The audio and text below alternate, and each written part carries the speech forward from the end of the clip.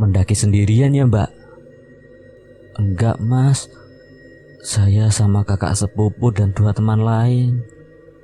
Terus mereka di mana? Kok Mbaknya ditinggal sendiri? Lagi camp di atas Mas. Irul kemudian meminta pada Abi untuk melihat dengan jelas cewek yang sedang terbaring itu. Dan ternyata benar itu adalah cewek yang ditemui Abi dan rombongannya di gunung semalam. Sontak mereka terkejut dan Budi berucap, "Loh, ini kan benar-benar cewek yang semalam ketemu sama kita." Jadi gini Bi, setelah kejadian di gunung itu ibunya Fitri pergi ke orang pintar untuk menanyakan perihal anaknya. Dan menurut orang pintar itu jiwanya Fitri ini sedang terperangkap di Gunung Merbabu dan tidak bisa pulang. Aku diminta ibunya Fitri untuk membebaskannya. Assalamualaikum warahmatullahi wabarakatuh. Kembali lagi di channel Portal Dimensi. Masih bersama Kang Selamat tentunya. Kali ini Kang Selamat akan menceritakan sebuah kisah mistis pendakian yang berjudul Kisah Mistis Pendaki Gunung Merbabu Bantu Aku Pulang, terperangkap di alam gaib Gunung Merbabu. Cerita ini ditulis di Twitter oleh Vidi Muhammad. Kalian bisa langsung follow saja Twitternya di @vidimuhammad_. Ini adalah pengalaman mistis dari pendaki Gunung Merbabu. Sebut saja dia Abi, yang tanpa sengaja bertemu dengan Fitri, Korin pendaki yang terperangkap di alam gaib Gunung Merbabu. Sebelum masuk ke ceritanya, buat kalian yang belum subscribe channel ini, tekan tombol subscribe-nya terlebih dahulu dan tekan tombol notifikasinya agar kalian tidak ketinggalan cerita-cerita terbaru dari Portal Dimensi. Gak usah berlama-lama lagi, langsung saja kita masuk ceritanya. Terperangkap di alam gaib Gunung Merbabu.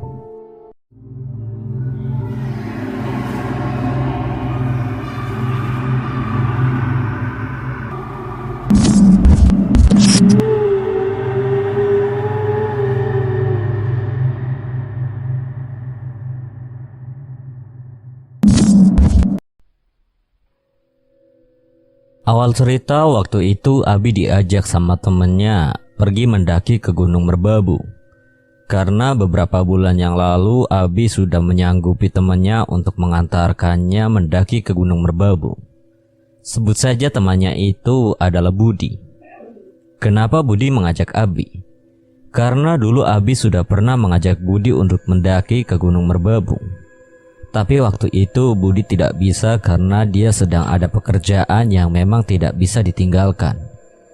Dan waktu itu dia pernah bilang kalau nanti dia ada waktu senggang, dia mau minta pada Abi untuk mengantarkannya ke Gunung Merbabu. Dan Abi janji akan mengantarkannya kapanpun dia bisa. Nah, berhubung waktu itu Budi ada waktu senggang, makanya dia mengajak Abi untuk mengantarkannya ke Gunung Merbabu. Tanpa keberatan, Abi bersedia mengantarkan Budi.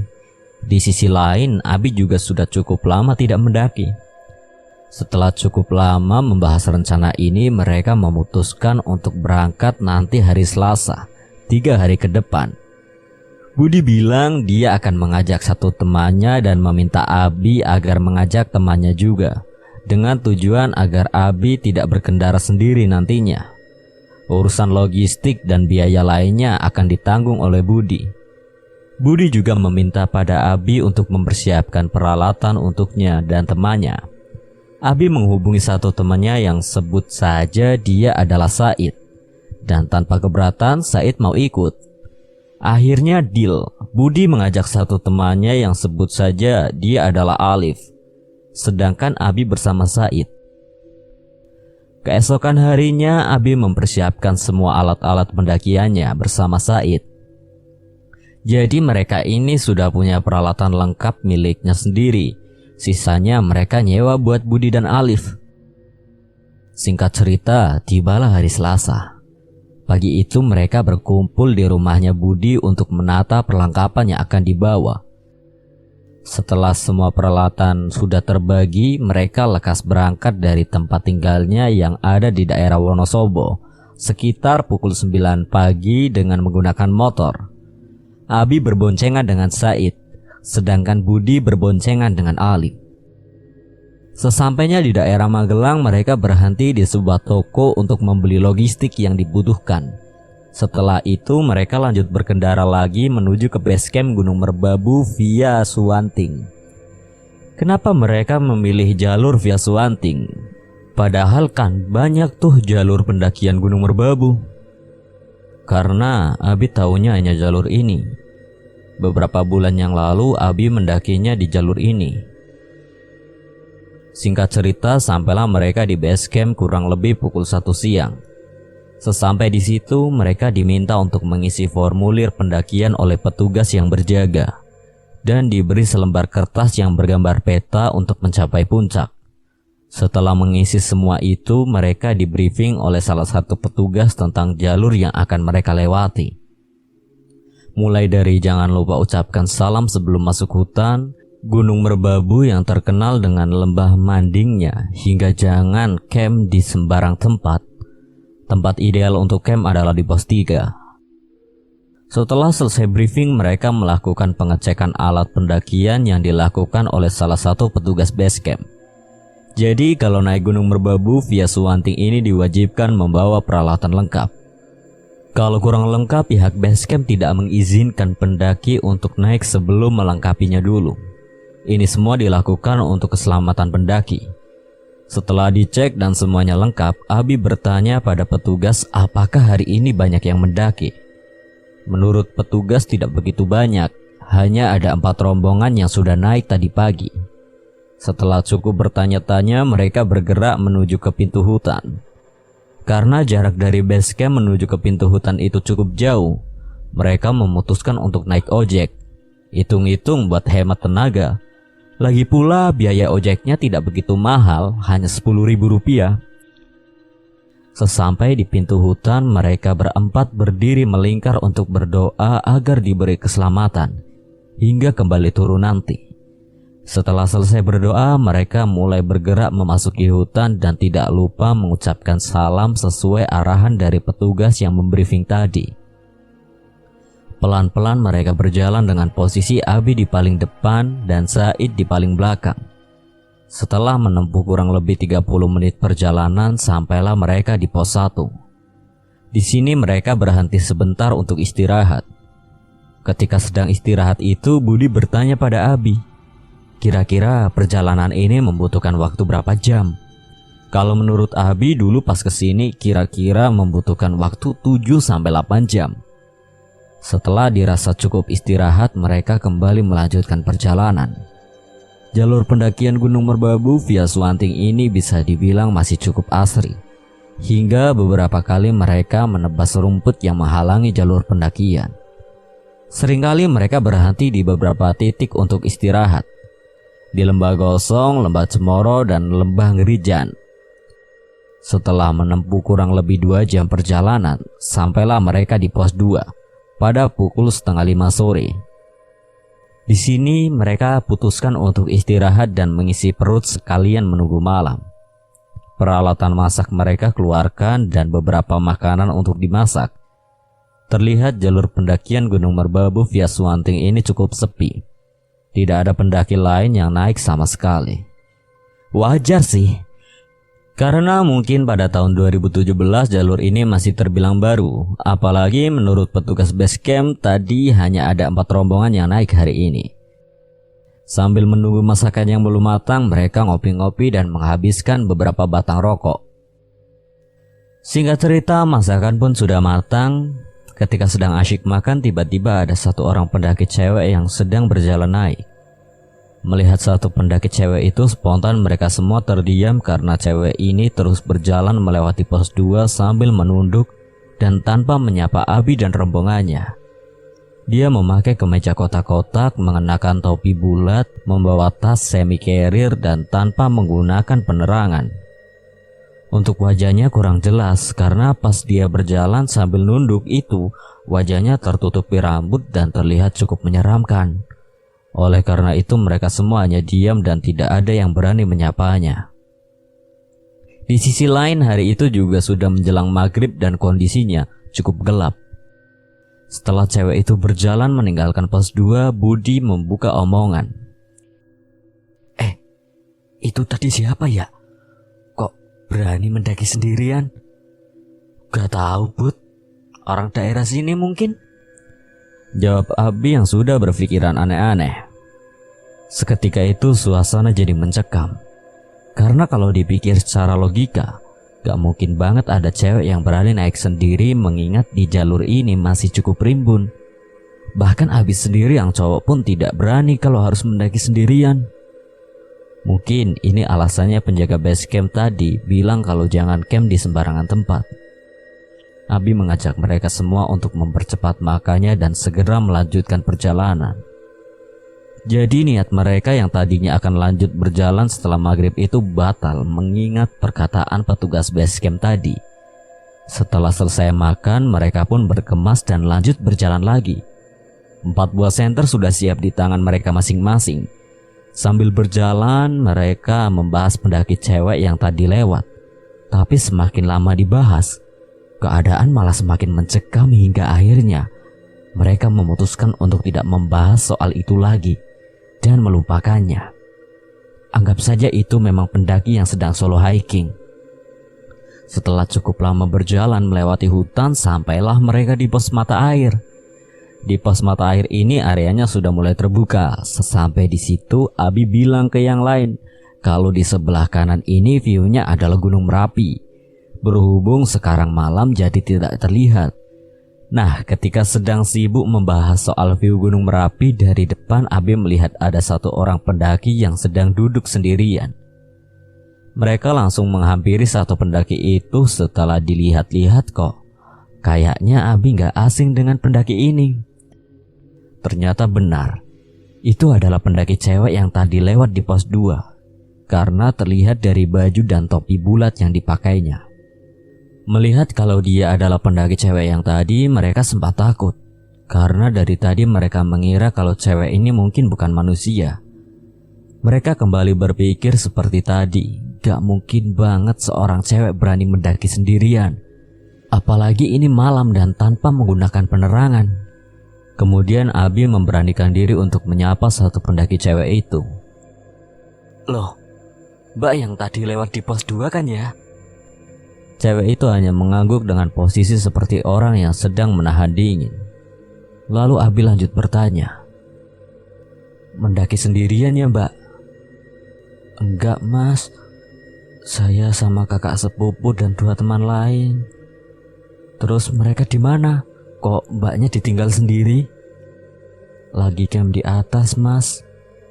jawab cewek itu dengan singkat. Mendengar jawaban dari cewek itu, mereka merasa lega. Karena setidaknya cewek ini bukan setan atau apa seperti yang mereka pikirkan. Lalu Abi menawari cewek itu untuk gabung bersama grupnya. Tapi cewek itu tidak menerima ataupun menolak tawaran dari Abi. Tubuhnya menggigil kedinginan, muka dan bibirnya terlihat sangat pucat. Melihat keadaan cewek itu yang sedang kedinginan, mereka bingung. Takutnya cewek ini hipotermia atau gimana. Lalu Budi berinisiatif untuk memberi pertolongan pada cewek ini. Budi meminta pada yang lain untuk mendirikan tenda yang dibawanya dengan tujuan agar cewek ini bisa lebih hangat.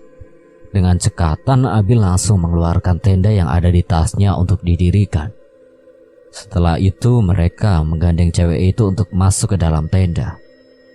Ketika menggandeng cewek itu masuk ke dalam tenda, tubuh si cewek itu terasa sangat dingin. Sepertinya dia sudah tidak kuat lagi melanjutkan perjalanan. Di dalam tenda mereka menyelimuti cewek itu dengan sleeping bag. Setelah itu mereka berinisiatif untuk membuatkan minuman hangat untuk cewek itu. Badan cewek itu terus menggigil kedinginan walaupun sudah diselimuti di dalam tenda. Di sisi lain mereka juga tidak bisa berbuat banyak karena mereka ini bisa dibilang awam dengan yang namanya kesehatan. Minuman hangat sudah jadi. Lalu Abi mengantarkan minuman itu ke dalam tenda dan meminta cewek itu untuk meminumnya agar badannya bisa lebih hangat. Tapi jangankan diminum, dipegang saja tidak. Cewek itu terus menggigil kedinginan dan mukanya semakin terlihat pucat. Di sini mereka benar-benar bingung, lalu Budi mempunyai inisiatif. Dia mengajak Abi untuk berjalan ke atas, siapa tahu rombongan cewek ini sedang menunggunya di atas. Budi dan Abi kemudian berjalan naik dan meminta pada Said dan Alif untuk menjaga cewek ini sampai dia kembali. Mereka berdua berjalan sedikit cepat sambil ngedumel. Kakak macam apa ini? Tega ninggalin adiknya berjalan sendirian. Terus berjalan, tidak terasa mereka sampai di pos 3. Di situ terlihat ada satu rombongan yang sedang ngecamp. Mereka pun langsung menghampiri rombongan itu, karena mungkin itu adalah rombongan dari pendaki cewek tadi. Setelah dihampiri, Budi bertanya pada salah satu orang dari rombongan itu. Mas, ada yang ngajakin adiknya gak? Tanya Budi dengan panik.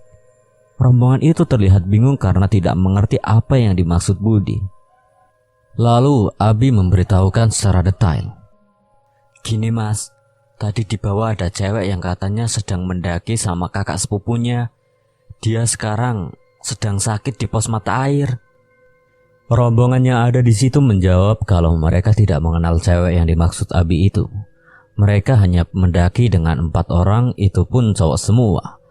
Lalu salah satu dari rombongan itu bilang, mungkin rombongannya ada di atas mas, camp di Sabana. Mengingat jarak dari pos 3 ke Sabana ini cukup menguras tenaga, Abi mengajak Budi untuk kembali turun aja ke pos mata air. Di sisi lain, sabananya itu cukup luas dan ada 3 sabana. Belum lagi kondisi mereka waktu itu juga sudah kecapean karena perjalanan dari pos mata air ke pos 3 ini cukup menguras tenaga. Akhirnya okelah, mereka memutuskan untuk kembali turun aja ke pos mata air dan tidak lupa berpamitan dengan rombongan yang sedang camp itu. Sesampainya kembali di pos mata air, mereka bertanya keadaan cewek itu pada Said dan Alif. Gimana keadaannya? Masih menggigil? Udah mendingan Bi, dia udah tidur, jawab Said. Abi kemudian melihat ke dalam tenda dan ternyata benar pendaki cewek itu sudah tidur pulas dan badannya tidak menggigil seperti sebelumnya. Malam itu mereka memutuskan untuk bermalam di pos mata air. Matras mereka beberkan di depan tenda untuk alas tidur. Jadi malam itu mereka tidur tanpa tenda dan mengikhlaskan tendanya dipakai pendaki cewek itu. Keesokan harinya mereka semua dibuat kaget karena pendaki cewek yang semalam tidur di dalam tenda itu tiba-tiba tidak ada. Hanya tersisa sleeping bag yang semalam dipakainya. Entah dia sudah lanjut jalan atau gimana. Mereka saling bertanya satu sama lain tapi tidak ada yang tahu. Di sini mereka merasakan ada yang aneh dengan pendaki cewek itu. Karena logikanya kalaupun cewek itu lanjut jalan ke atas, harusnya dia pamitan sama mereka yang waktu itu tidur di depan tenda.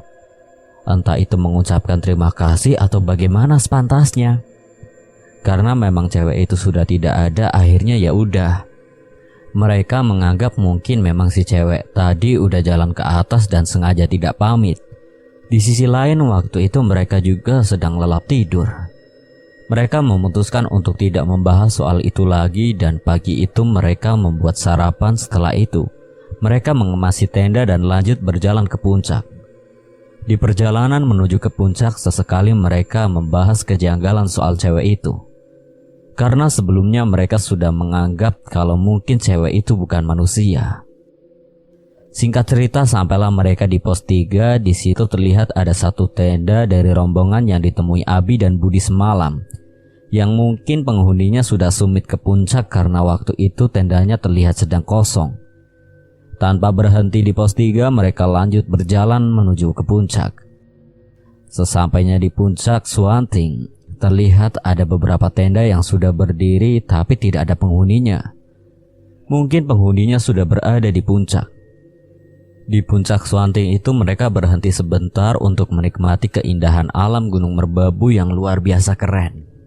Rumput-rumput hijau yang terbentang luas memaksa mereka untuk mengambil beberapa gambar. Setelah puas di puncak Suanting, perjalanan kembali dilanjutkan dan singkat cerita sampailah mereka di puncak triangulasi Gunung Merbabu. Di puncak terlihat cukup banyak pendaki lain dan mereka sangat senang karena bisa melihat pemandangan lautan di atas awan. Mereka berfoto-foto sepuasnya, setelah itu duduk di sebelah tugu puncak sambil membuat kopi. Ketika sedang membuat kopi, mereka dihampiri oleh rombongan yang ditemui Abi dan Budi di pos 3 semalam. Mereka bertanya tentang keadaan cewek yang sedang sakit itu. Apa dia sudah bertemu dengan rombongannya? Mereka yang tadinya sudah melupakan tentang cewek tadi sekarang jadi ingat. Lalu Budi berinisiatif untuk mencari cewek yang semalam itu di puncak. Tapi cewek itu tidak terlihat berada di puncak. Budi berinisiatif untuk bertanya pada satu persatu rombongan pendaki yang ada di puncak. Apakah ada salah satu dari mereka yang semalam mengajak seorang cewek? Lalu ada salah satu rombongan yang merespon. Dia bertanya tentang ciri-ciri cewek yang dimaksud Budi itu. Budi pun menjelaskan secara detail tentang ciri-ciri cewek itu. Dia memakai kemeja kotak-kotak dan memakai topi bulat. Mendengar penjelasan dari Budi, salah satu orang di rombongan itu terlihat kaget. Lalu dia bertanya, "Mas, ketemu cewek itu di mana?" "Di pos mata air, Mas. Semalam dia kedinginan terus kita diriin tenda di sana," jawab Budi. Rombongan dari pendaki itu saling melihat satu sama lain, sepertinya mereka sedang menyembunyikan sesuatu. Tanpa memberitahu apapun, salah satu dari mereka mengajak Budi dan rombongannya untuk jalan turun bareng. Karena kebetulan rombongan itu juga turunnya via jalur Suwanting. Di perjalanan turun dari puncak, mereka berkenalan dan tanya tempat tinggal dengan rombongan itu. Mereka ada 4 orang, sebut saja salah satunya adalah Irul. Lalu Abi bertanya ke Irul, "Mas, kenal dengan pendaki cewek itu? Emangnya sampean ketemu cewek itu di mana?" "Di pos mata air, Mas, semalam. Kasihan banget dia kedinginan." "Ya udah kalau gitu ntar kita berhenti di situ dulu." Singkat cerita, sampailah mereka di pos mata air. Di situ Irul bertanya pada Abi tepatnya di mana dia bertemu dengan cewek itu. Abi pun menjelaskan kalau semalam cewek ini sedang duduk di sebelah pancuran air, kemudian mereka menggandengnya masuk ke dalam tenda karena kedinginan. Lalu Irul menjelaskan pada Abi dan rombongannya kalau cewek itu adalah adik sepupunya Irul. Tapi dia sudah balik turun bersama teman lainnya karena tidak kuat. Mendengar penjelasan dari Irul, Abi dan yang lainnya merasa lega karena setidaknya tidak terjadi apa-apa dengan cewek itu. Kemudian mereka melanjutkan perjalanan turun hingga sampai kembali di base camp. Di base camp, Abi bertanya pada Irul di mana adik sepupunya itu. Karena sesampai di base camp itu, Abi tidak melihat keberadaan adik sepupunya Irul. Irul memberitahu sesuatu pada mereka. Kalau sebenarnya adik sepupunya itu sekarang dalam keadaan koma di rumah sakit sejak 2 tahun yang lalu. Tepatnya setelah melakukan pendakian ke Gunung Merbabu via jalur ini. Mendengar itu, mereka semua terkejut dan tidak percaya karena tidak mungkin orang koma kok bisa melakukan pendakian. Melihat Abi yang sepertinya tidak percaya, Irul mengajak Abi dan rombongannya untuk mampir di rumah sakit tempat adik sepupunya dirawat. Karena kebetulan jalan pulang mereka ini searah dengan rumah sakit tersebut yang berada di kota Magelang. Abi setuju, begitupun dengan yang lain karena di sisi lain mereka juga penasaran. Pulanglah mereka dari base camp menuju ke rumah sakit tersebut. Sesampainya di rumah sakit, Irul mengajak mereka untuk pergi ke sebuah kamar yang di situ ada satu orang cewek sedang terbaring di atas ranjang dan sedang dijaga oleh ibunya. Irul kemudian meminta pada Abi untuk melihat dengan jelas cewek yang sedang terbaring itu. Dan ternyata benar itu adalah cewek yang ditemui Abi dan rombongannya di gunung semalam. Dia adalah Fitri. Sontak mereka terkejut dan Budi berucap, "Loh, ini kan benar-benar cewek yang semalam ketemu sama kita." Mendengar ucapan dari Budi, ibunya Fitri yang ada di situ langsung merespon.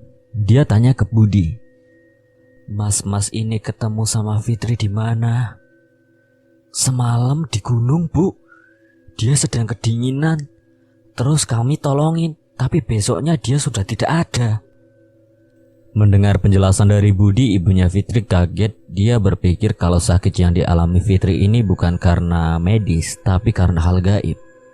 Karena di sisi lain ibunya Fitri ini sedikit banyak tahu tentang hal gaib.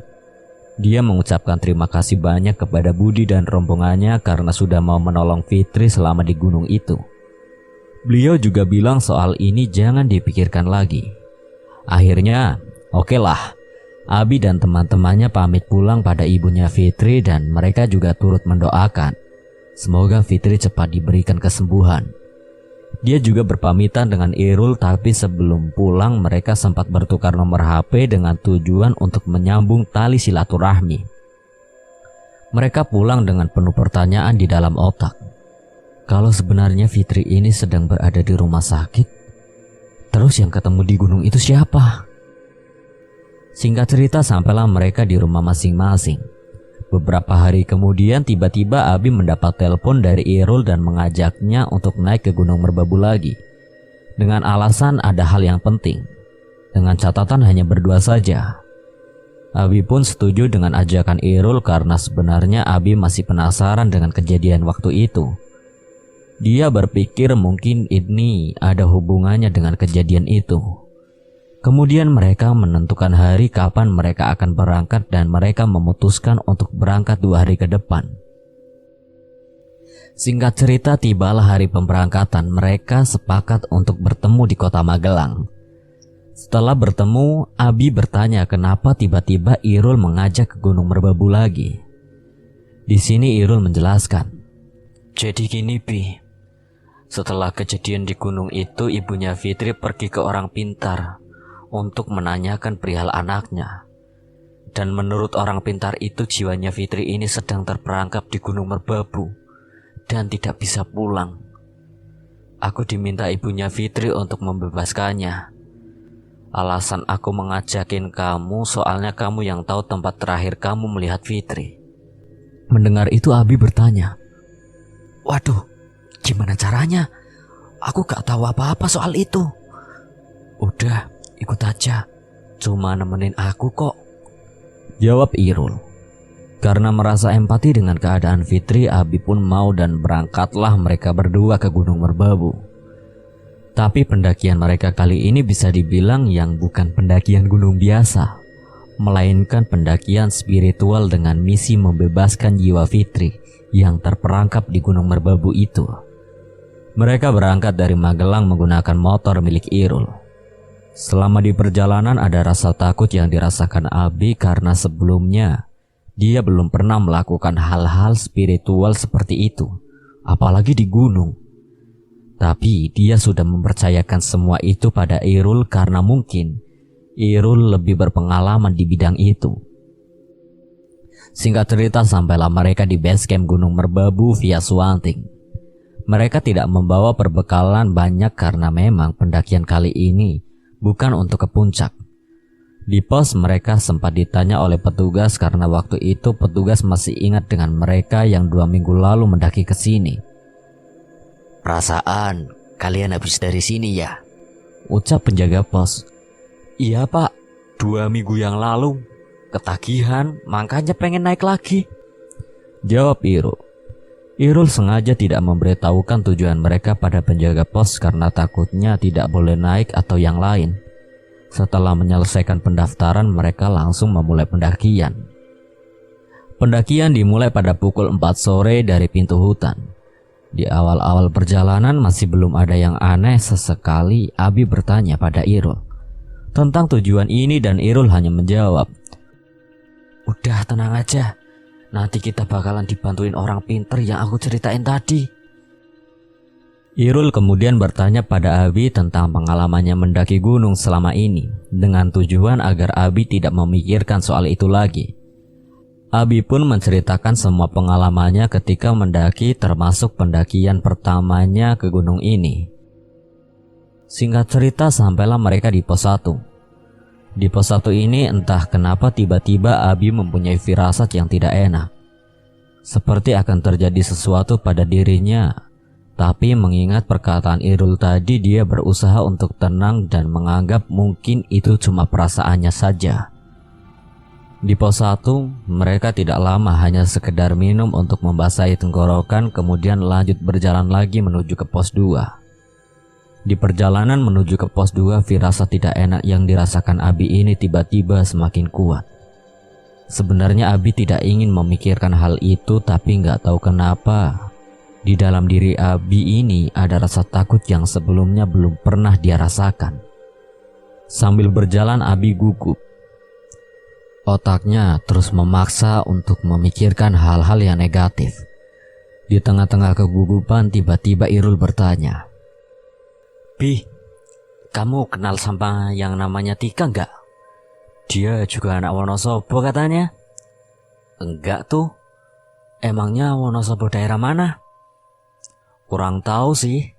Dulu aku pernah ketemu sama dia di Gunung Sindoro dan dia bilang anak Wonosobo." "Waduh, kalau itu aku kurang tahu. Emangnya kenapa?" "Orangnya cantik loh. Kirain kamu kenal." Pertanyaan itu sengaja dilontarkan pada Abi untuk mengalihkan pemikirannya. Sepertinya Irul tahu kalau Abi ini sedang gugup. Obrolan mereka kemudian mengarah ke cewek. Sesekali Irul tanya, "Kamu udah punya pacar belum?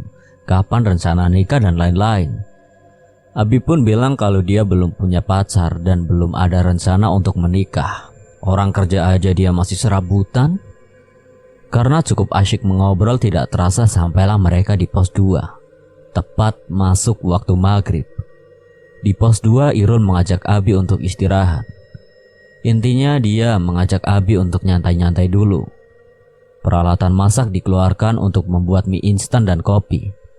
Kemudian mereka menikmatinya sambil berbincang-bincang hingga pada akhirnya Abi bertanya pada Irul di mana mereka akan bermalam. Menurut Irul, malam ini mereka akan ngecamp di pos mata air. Karena disitulah Abi pernah bertemu dengan Fitri. Abi pun hanya menurut meskipun sebenarnya dia masih menyimpan rasa tidak enaknya itu. Setelah cukup puas istirahat, Irul mengajak Abi untuk lanjut perjalanan menuju ke pos mata air, tempat di mana Abi pernah bertemu dengan Fitri. Setelah berkemas, perjalanan pun kembali dilanjutkan tepat pukul 7 malam. Di perjalanan menuju ke pos mata air ini seringkali Abi merasakan ada yang aneh di sekitarnya. Ketika sedang berjalan di antara semak-semak yang cukup rimbun, sayup-sayup mendengar ada suara banyak orang yang sedang beraktivitas. Seakan-akan dia ini sedang berjalan di tengah keramaian, tapi tidak nampak satu orang pun. Merasa kalau ini aneh, Abi bertanya pada Irul, "Rul, kamu dengar kayak ada suara orang gak?" "Enggak, mana ada orang di hutan kayak gini. Atau mungkin suara orang yang sedang ngecamp." Melihat kalau Irul tidak mendengarkan suara ini, Abi berpikir, masa iya ya Irul gak dengar suara ini?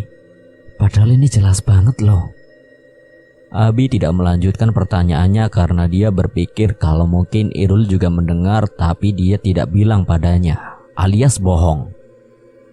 Mereka pun terus berjalan. Semakin jauh berjalan, suara keramaian itu terdengar semakin jauh. Tapi kali ini ada sesuatu yang lebih aneh lagi. Abi merasa kalau perjalanannya ini ada yang mengikuti. Abi yang waktu itu berjalan di belakang, seringkali dia noleh ke belakang, tapi tidak terlihat ada siapapun, hingga akhirnya terdengar ada suara di belakangnya. Seperti suara langkah kaki yang berjalan di semak-semak. Mendengar itu spontan Abi langsung menoleh ke belakang untuk memastikan suara itu. Dan sekilas terlihat ada sekelebat bayangan putih yang melintas di antara semak-semak. Abi menganggap ini wajar mengingat pendakian mereka ini bukan pendakian biasa, melainkan pendakian spiritual. Karena takut, Abi meminta pada Irul untuk tukar posisi dan Irul pun tidak keberatan. Sekarang Abi di depan dan Irul di belakang. Tapi sesekali Abi masih melihat sekelebatan bayangan putih itu di depan. Nah, berhubung sudah terlanjur minta ganti posisi, mau tidak mau dia harus memberanikan diri untuk terus berjalan. Singkat cerita, sampailah mereka di pos mata air pada pukul 9 malam. Sampai di situ mereka langsung mendirikan satu tenda yang dibawa Irul. Setelah tenda sudah berdiri, mereka langsung membuat kopi untuk menghangatkan tubuh karena malam itu suhunya cukup dingin. Ketika sedang sibuk merebus air, terlihat ada 2 orang pendaki yang akan naik. Mereka berhenti di pos mata air di dekat Abi dan Irul yang sedang sibuk dengan airnya yang belum mendidih. Pendaki itu menyapa Abi dan Irul. Mau naik apa udah turun, Mas? Oh, kita udah mau turun, Mas. Tapi sengaja camp dulu nunggu besok. Di atas rame nggak di pos 3? Tanya pendaki itu. Nah, di sini Irul bingung karena sebenarnya tujuan mereka cuma di sini. Dia sengaja bohong agar pendaki ini tidak tahu dengan tujuannya. Lalu Abi menyahut. Lumayan, Mas. Sampean mau camp di sana? Rencananya sih gitu. Oh iya, mending di sana aja. Lebih ideal tempatnya. Saut Irul. Irul berharap mereka pendaki ini tidak ngecamp di sini karena itu akan menggagalkan niat mereka.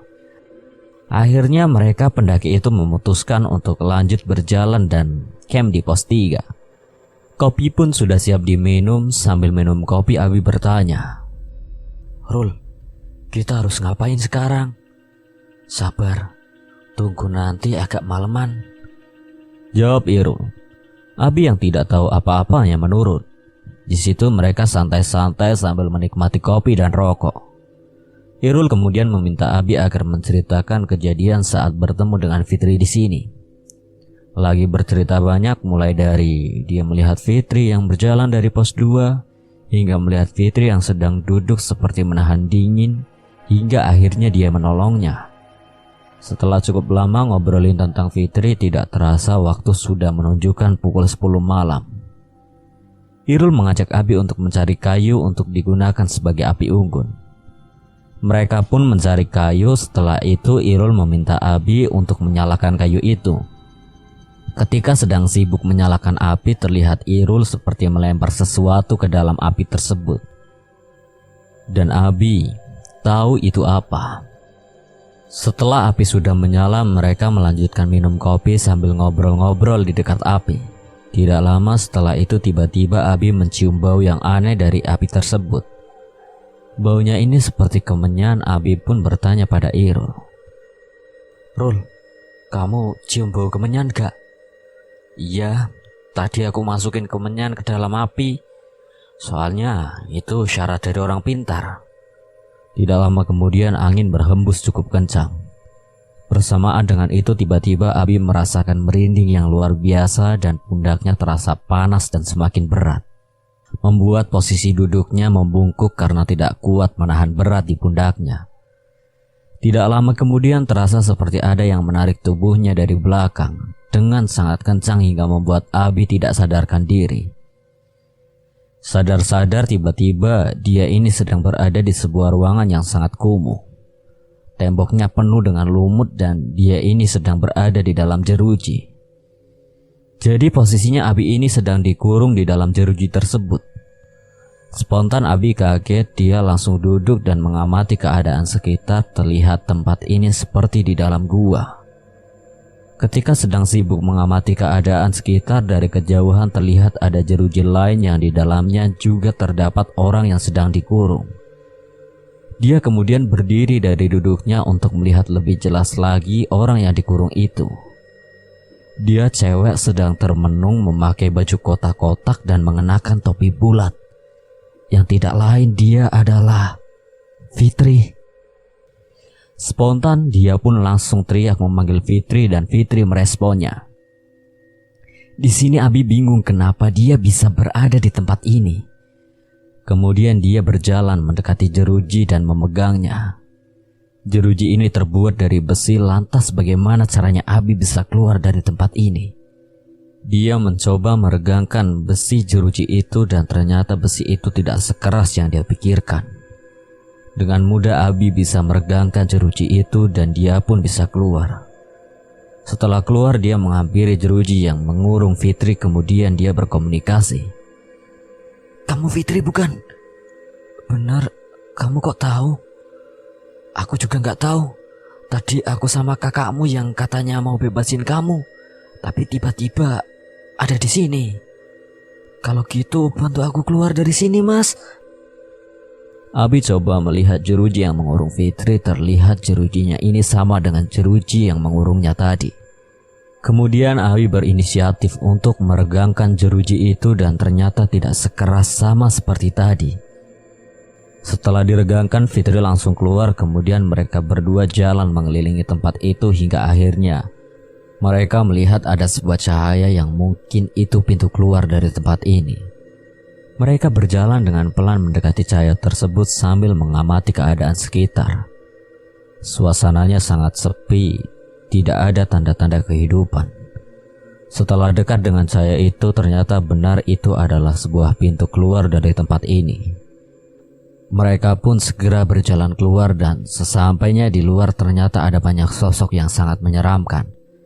Seperti sedang menghalangi perjalanan mereka. Ada yang tinggi besar, ada yang rambutnya panjang, matanya lebar, tangannya panjang, sampai ke tanah macam-macam. Melihat semua itu, Abi takut apalagi Fitri.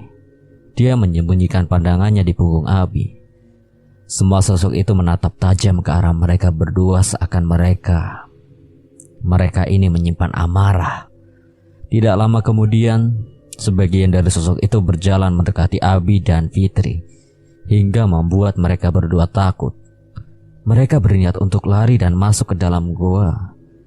Tapi ketika mereka membalikkan badan, mereka dihadang oleh sosok yang berpakaian kerajaan, bermahkota emas, berbadan tinggi besar dan membawa senjata berupa pedang. Mereka pun bingung harus lari kemana lagi. Di sela-sela kebingungan, sosok yang berpakaian kerajaan itu berucap pada Abi. Kowe rasa wedi le, kae deloken.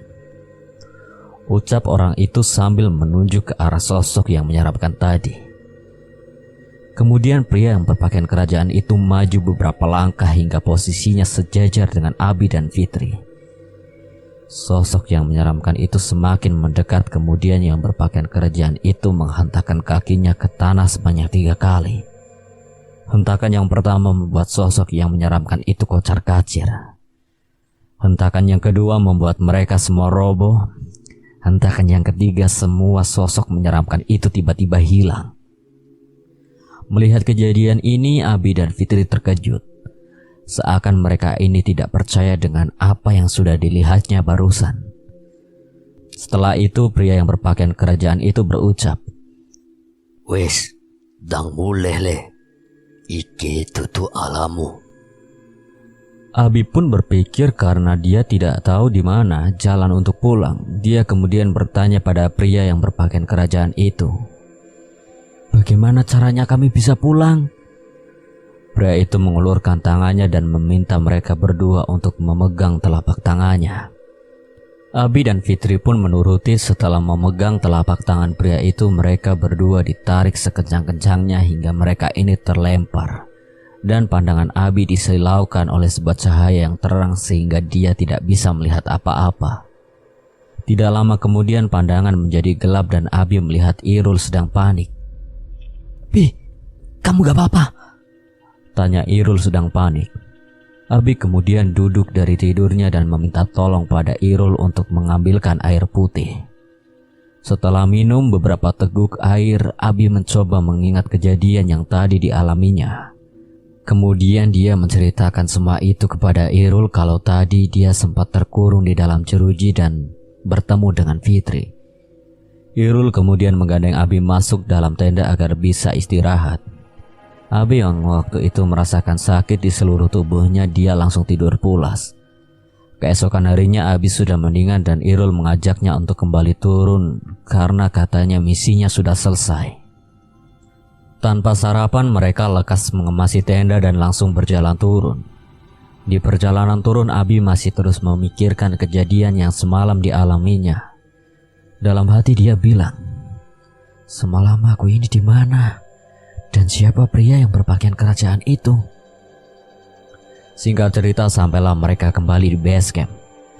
Tanpa lama-lama lagi mereka langsung berkendara pulang. Di perjalanan menuju ke Magelang, mereka sempat mampir di warung untuk sarapan.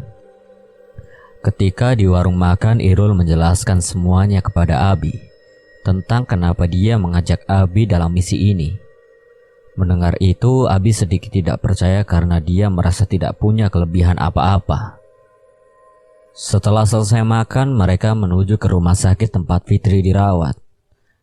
Di rumah sakit ternyata Fitri sudah siuman. Dia sedang menangis sambil memeluk ibunya. Melihat kedatangan Abi dan Irul, ibunya Fitri menghampiri mereka dan langsung memeluk Abi sambil mengucapkan terima kasih sebanyak-banyaknya, sambil meneteskan air mata. Abi yang tidak tahu apa-apa pun bingung. Lalu ibunya Fitri mengajak Abi untuk duduk di sebuah kursi dan menjelaskan tentang semua ini kepada Abi.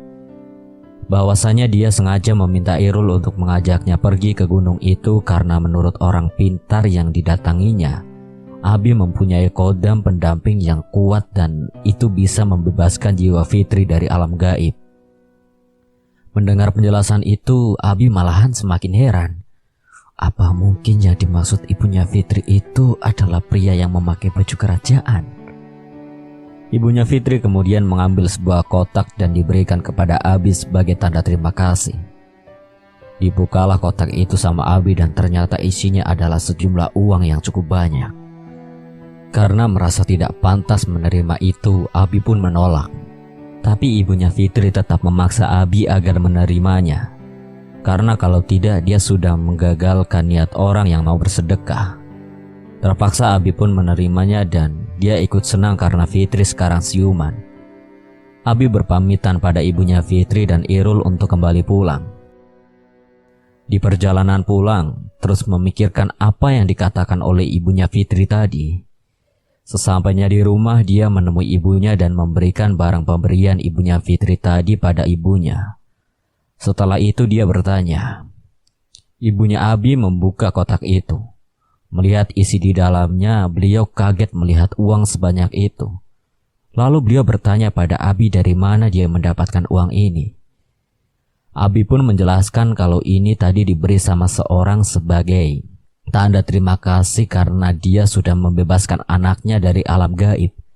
Serta menjelaskan apa yang sudah dikatakan ibunya Fitri tadi kalau Abi punya kodam yang sangat kuat. Nah, di sini ibunya Abi menceritakan yang sebenarnya tentang keluarganya. Bahwasanya keluarganya ini masih ada keturunan darah biru dari seorang raja yang ternama. Pantas saja waktu itu ada pria berpakaian kerajaan yang menolongnya. Mungkin itu adalah raja yang dimaksud ibunya. Setelah mendengar penjelasan dari ibunya, Abi pun langsung mandi. Setelah itu dia istirahat. Beberapa minggu kemudian dia dihubungi oleh Irul untuk mengajaknya nongkrong di sebuah tempat di dekat tempat tinggalnya. Berangkatlah Abi ke tempat tersebut. Sesampainya di sana terlihat Irul bersama seorang cewek yang tidak lain dia adalah Fitri.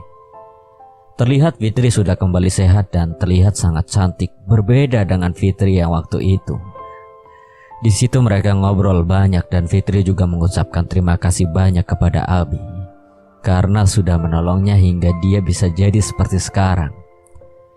Tali silaturahmi kemudian terjalin antara Abi dan Fitri sehingga membuat mereka semakin dekat. Mereka lebih sering chattingan, sering keluar bareng hingga akhirnya kalian pikir sendiri. Hingga sekarang Fitri bisa hidup normal dan menikah dengan Abi. Serta dikaruniai satu orang anak laki-laki dan hidup bahagia. Sekian. Terima kasih buat Vidi Muhammad yang telah mengizinkan saya membawakan ceritanya yang sangat menarik ini. Dan apabila ada kesalahan, saya memohon maaf sebesar-besarnya. Kang Slamet pamit undur diri. Wassalamualaikum warahmatullahi wabarakatuh. Sampai berjumpa lagi.